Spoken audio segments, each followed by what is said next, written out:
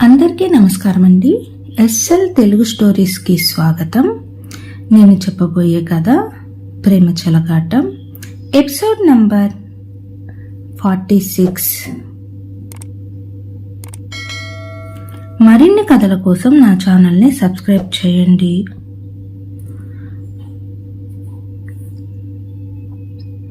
వాళ్ళు ఒకటి తలిస్తే దైవం ఇంకొకటి తలిచినట్లుగా ఉంది.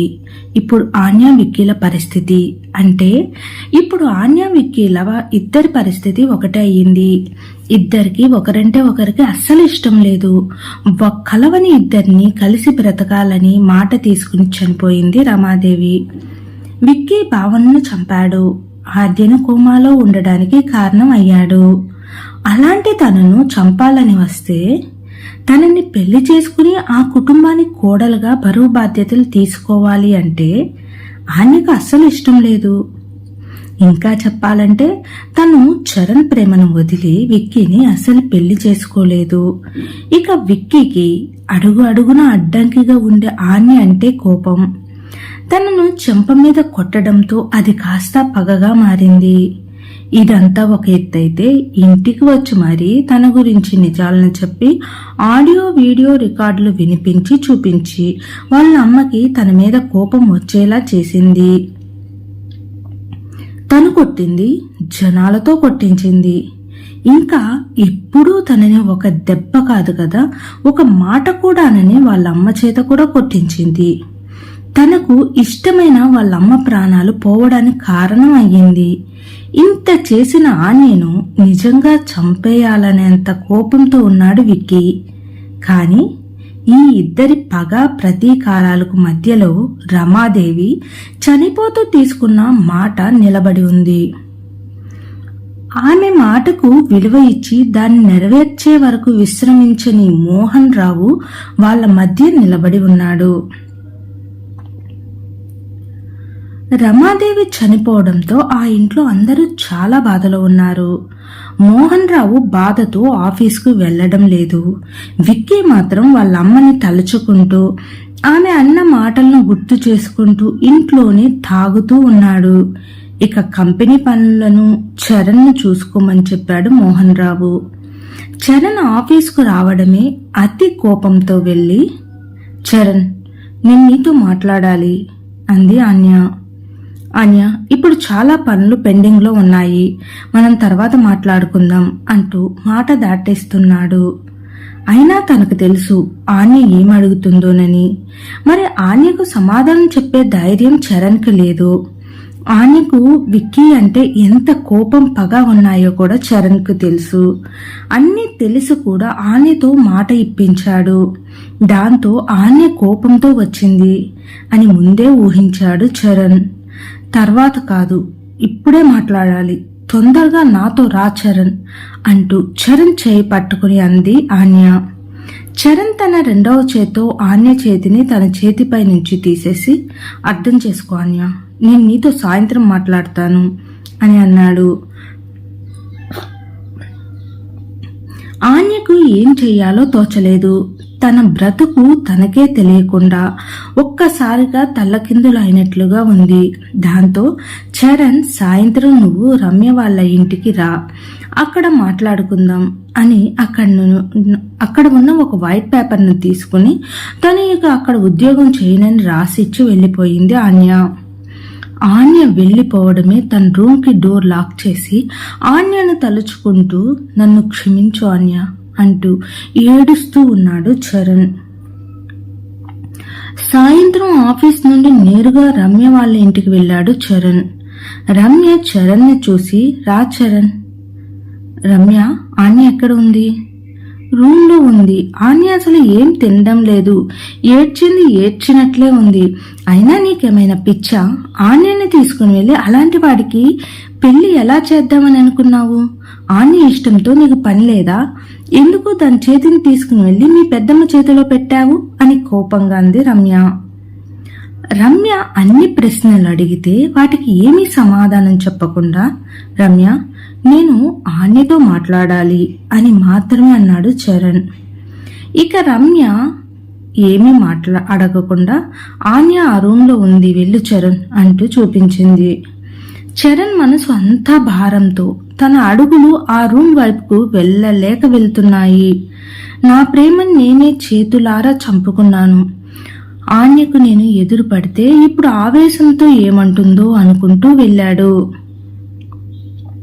ఇక ఆ రూమ్లో మంచం మీద కూర్చుని ఆలోచిస్తున్న ఆన్య డోర్ తీసుకుని లోపలికి వస్తున్న చరణ్ వైపు చూస్తూ, రా చరణ్, పోనీలే నన్ను గుర్తు పెట్టుకుని వచ్చావు. అయినా నువ్వు నన్ను ఇంతగా మోసం చేస్తావని నేను ఎప్పుడూ అనుకోలేదు. నీకు మీ పెద్దమ్మ ఆస్తి ఇచ్చిందని, నన్ను వాళ్ళ అబ్బాయికి ఇచ్చి పెళ్లి చేస్తానని ఆమె చేతిలో నా చేయి పెట్టి అప్పగించేశావా?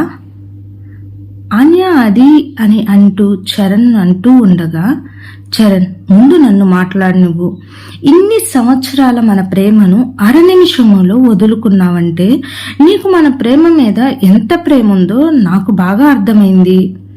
ఆన్య, ఐ లవ్ యూ, నన్ను వదిలి ఎప్పటికీ వెళ్ళనని మాట ఇస్తావా అని నువ్వు పదే పదే అంటూ ఉంటే నేను మాత్రం ఏది ఏమైనా నిన్ను వదిలిపెట్టకూడదు అని పదే పదే అనుకునేదానిని.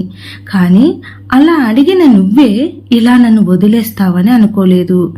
నువ్వు నీ ఇష్ట ప్రకారం నాతో మాట ఇప్పిస్తే నేను ఆ విక్కీని పెళ్లి చేసుకుంటానని అనుకుంటున్నావా? నేను వాడిని అస్సలు పెళ్లి చేసుకోను. నేను అయితే ఎవ్వరికీ ఏ మాటను ఇవ్వలేదు కాబట్టి నేను ఎవరు చెప్పింది వినాల్సిన పని లేదు. ఇక ఇదే నా నిర్ణయం అంది ఆన్య. ఆన్య మాటలు మనసును చాలా బాధిస్తున్నా తనకు తాను ధైర్యం తెచ్చుకుని ఆన్యకు తనపై ద్వేషం వచ్చేలా మాట్లాడాలి అని అనుకుని, నువ్వు చెప్పడం అయిపోయిందా?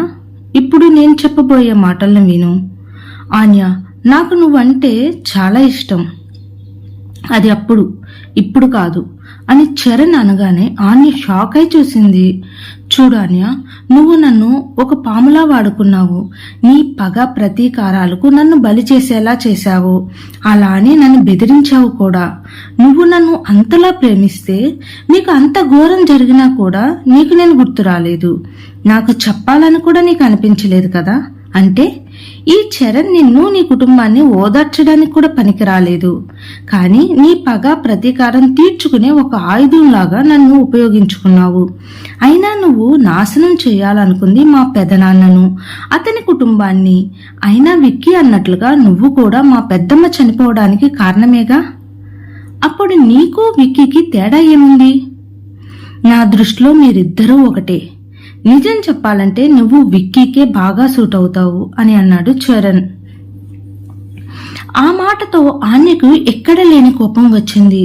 చూడు చరణ్, నీకు నేను అంటే ఇష్టం లేదు అని చెప్పావు కదా, అక్కడితో నీకు నాకు ఉన్న బంధం తెగిపోయింది. ఇక నాకు పెళ్లికి ఎవరు సూట్ అవుతారో నువ్వు నాకు చెప్పనవసరం లేదు. ఇక ఇప్పటికీ నేను నీతో మాట్లాడను. ఇక తమరు వెళ్ళండి అంది ఆన్య.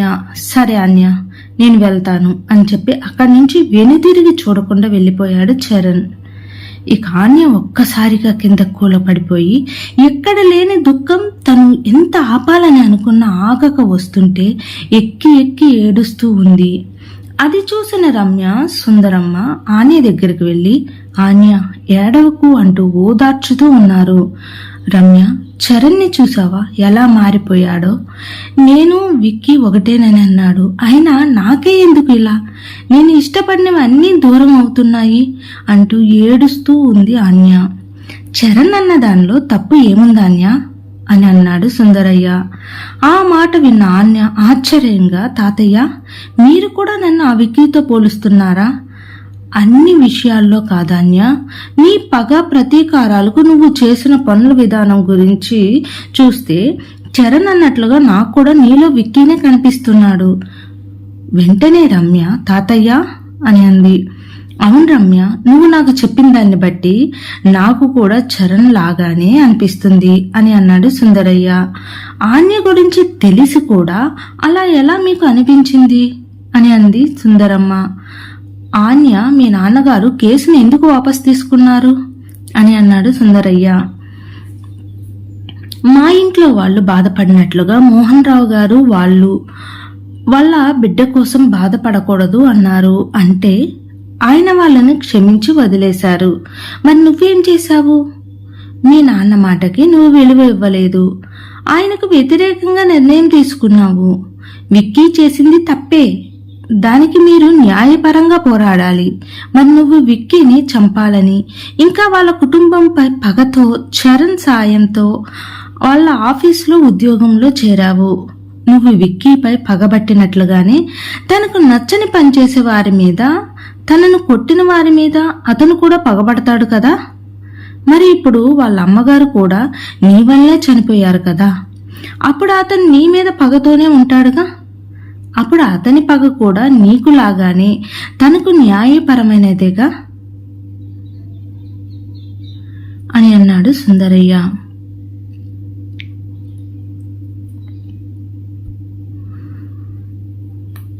ఆన్య తీసుకున్న నిర్ణయం సరైనదేనా? ఇక ఆన్య జీవితం ఏ మలుపు తిరుగుతోంది? విక్కీ వాళ్ళ అమ్మకి ఇచ్చిన మాటను నిలబెట్టుకుంటాడా? ఆన్య లేని చరణ్ పరిస్థితి ఏమిటి? ఇక ఇదంతా మనం తర్వాయి భాగంలో చూద్దాము. నా కథ నచ్చినట్లయితే దయచేసి సబ్స్క్రైబ్ చేసి, లైక్ చేసి, షేర్ చేయండి. Thank you.